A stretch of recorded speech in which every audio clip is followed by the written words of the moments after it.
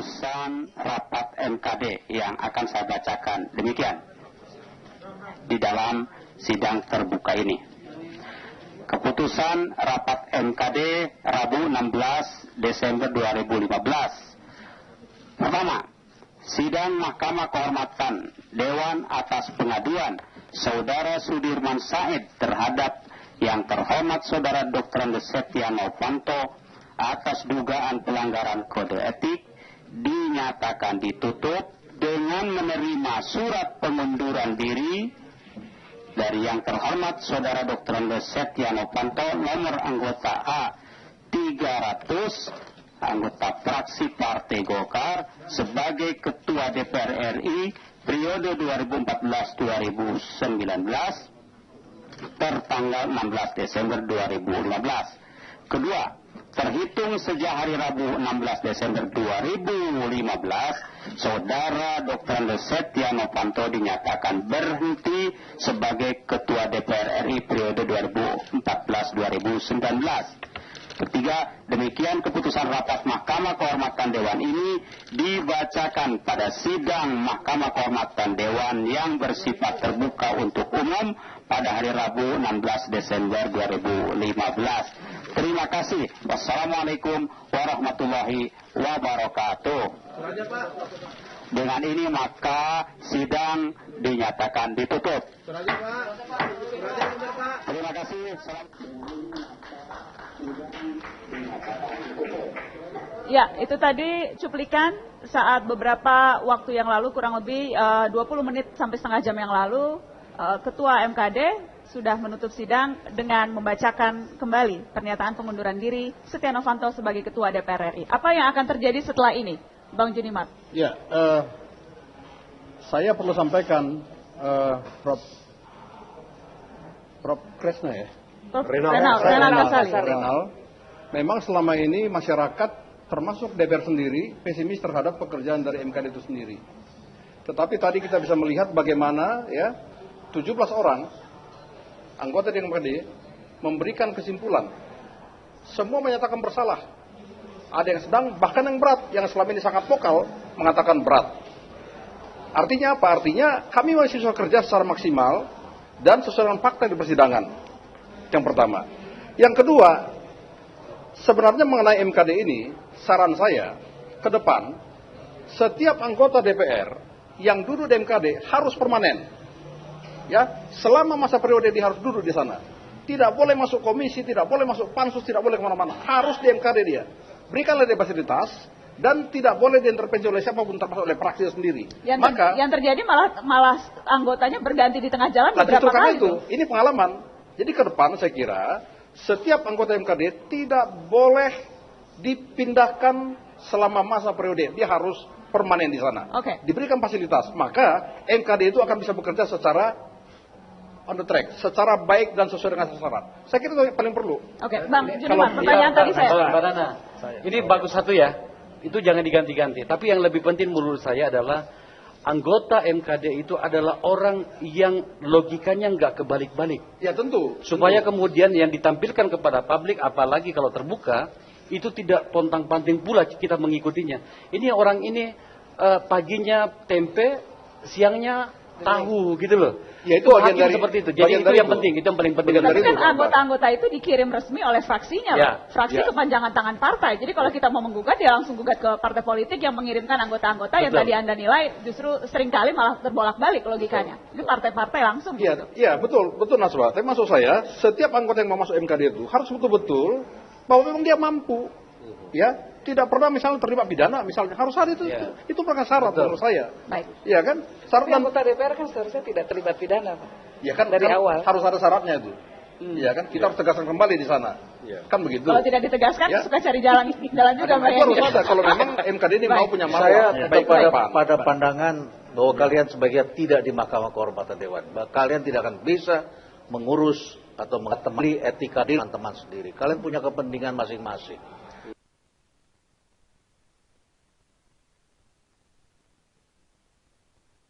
Fraksi di dalam Mahkamah Etik. Sebenarnya dari aspek aturan, Prof, Mahkamah Etik MKD itu sudah lengkap peraturannya, tata acaranya, termasuk pembuktiannya. Tapi seperti yang Prof sampaikan tadi, ya mungkin ini tidak begitu penting. bagi teman-temannya. Sehingga saya juga tidak mau terlibat antara hakim itu kan wakil ini saling menggugat itu kan jadi soal kemudian soal wakil. Tapi istilah hakim itu juga debatable. Apakah anggota Mahkamah Kehormatan bisa kita samakan dengan hakim walaupun di awal-awal sudah pakai toga dan mau dipanggil yang mulia merah putih. Jadi masih debatable apakah hakim atau tidak. Tapi ini, ngomong toga, ini ada MKD. Kok aneh kemarin kalian semangat terus pakai toga yang lucu itu. Tapi tadi kenapa tidak? Padahal tadi yang paling penting. Tadi rapat internal. Enggak terbuka kita lihat rapat mana internal toganya. sebentar Pak Luhut. Tadi rapat internal terbuka, jadi tidak pakai toga, bukan sidang tadi Pak. Oh gitu. Jadi tolong dipahami Pak. Aku takut karena sekarang musim hujan. Gak usah takut-takut Pak. Tadi itu rapat internal. Masih di jemuran. Rapat internal Pak. Rapat internal. Bukan sidang Pak. Baik. Apa yang akan terjadi sekarang setelah Setia Novanto mundur? Jadi besok MKD akan membawa ini ke sidang paripurna atau seperti apa? Ya, tentu kita akan melaporkan ke sidang paripurna mengenai keputusan hari ini. Akan dibawa. Jadi besok di sidang paripurna, Mas Teguh? Ya, tahapannya tentu saja besok memang sudah diagendakan ada sidang paripurna. Hasil dari BAMUS yang dilaksanakan tadi sore. Ini sesuai MD3 maupun tatip di dalam parlemen, keputusan ini dilaporkan oleh pimpinan MKD melalui BAMUS. Kalau pimpinan bijak, pimpinan DPR sekarang yang tersisa yang ada di Jakarta tentu saja Pak Fahri dan Pak Agus Hermanto. Pak Taufik ada di Bali, Pak Fadli ada di Kuwait. Nah, besok pagi sebelum paripurna diambil inisiatif untuk ada BAMUS misalnya.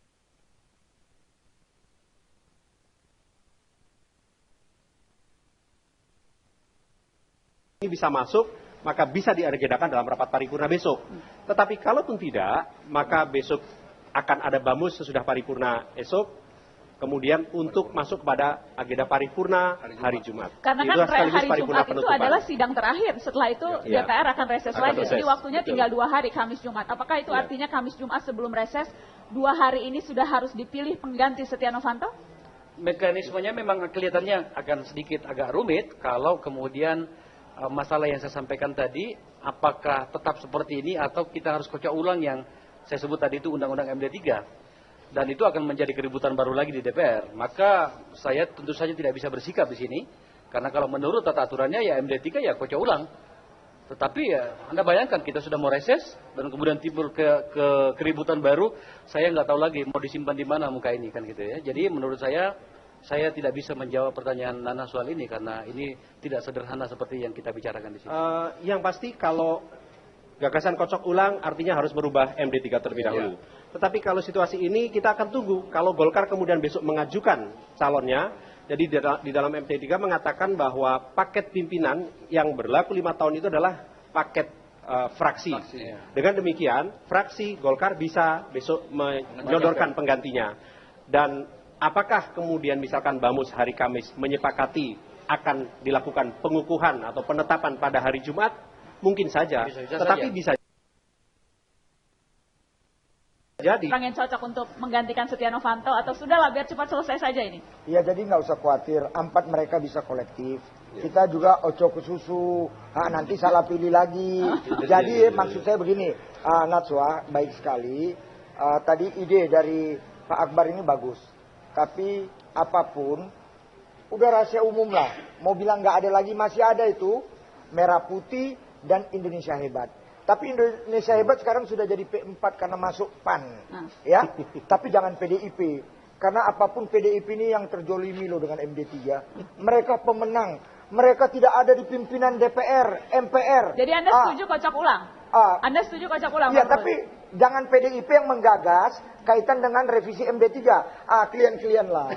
Kalau aku kan Demokrat, penyimbang berada di tengah. Tapi Bang Ruhut senangnya lempar isu, lempar bola, nggak mau ngambil langkah sendiri. Kalau memang merasa perlu kocok ulang, Demokrat ajukan kocok ulang. Aku kasih ide, biarlah mereka. Kapan lagi aku kasih kesempatan. Kalau Demokrat itu yang jelas, yang baik kami dukung, tidak baik kami kritisi, tapi dengan solusi. Itu kata profesor guru aku. Ada yang kurang dari Pak Ruhut. Penyeimbang tapi selalu dapat. Selalu dapat. Kita kembali setelah pariwara berikut. Bisa aja. Kalau politik tuh yang penting selalu dapat ya Bang Ruhut.